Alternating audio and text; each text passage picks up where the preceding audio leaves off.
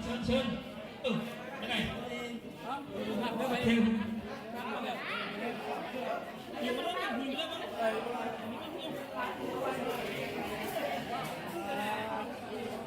วเจ้าโอ้เป็นภาพที่งามหลายเจ้าเนาะก็คือขอบุญขอบคุณเนาะน้องผู้ใหญ่ไม่สูงพนมาให้โชคมาตลอดปีตลอดไปขอโชคขอใส่เนาะ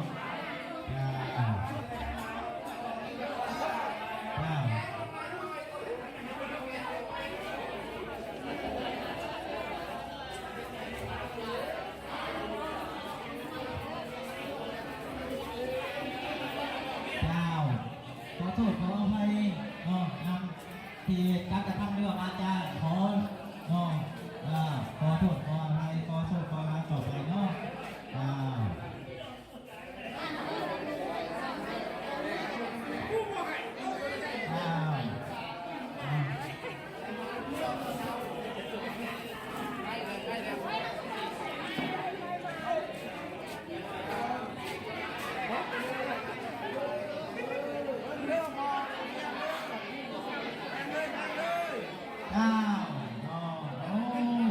ถ่ายกันนู้นเดี๋ยวถ่ายได้สองอย่างถ่ายกันนู้นโอ้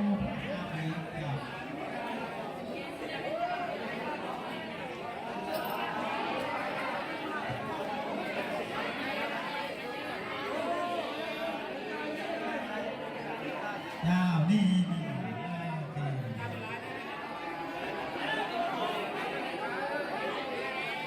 ถ่ายกันขึ้น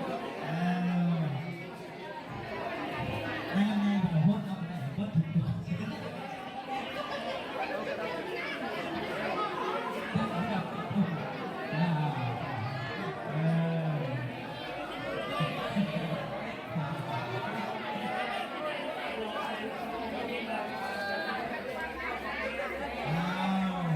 สุขสีหนักกำลังเรื่อง